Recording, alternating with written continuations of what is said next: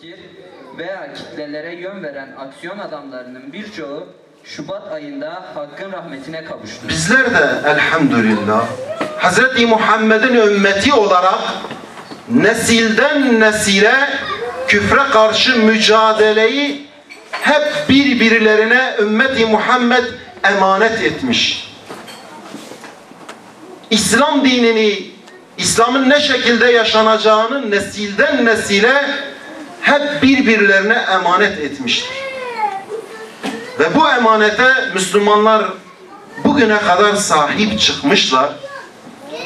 Sahip çıkanlar hep hayırla yad edilmişler.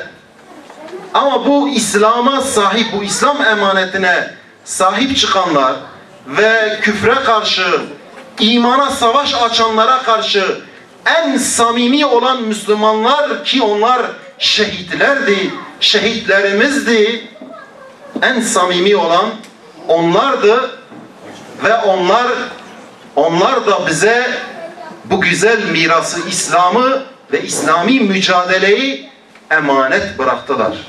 Hz. İbrahim'in duası, Ya Rabbi bana hüküm ver, hükümranlık ver, yönetim ver ki senin hükmünü hakim kılayım, senin adaletini hakim kılayım, İslam'ın güzelliğini insanlara yaşatayım, ispatlayayım.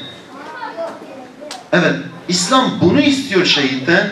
Şehit de bunu yaşarken, İslam'a göre yaşarken, işte bu İslam düşmanlarının o kurdukları insan öğüten, insan sömüren o zulüm çarklarına çomak oluyor.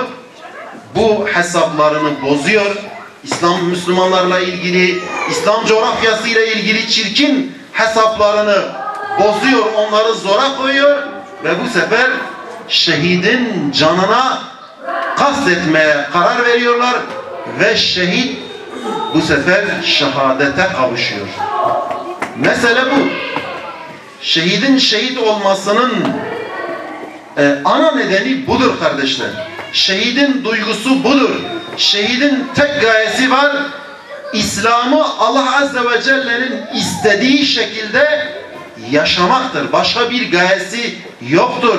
Şehidin gayesi ıslah olmak, ıslah etmektir. Başka bir derdi, bir amacı yoktur.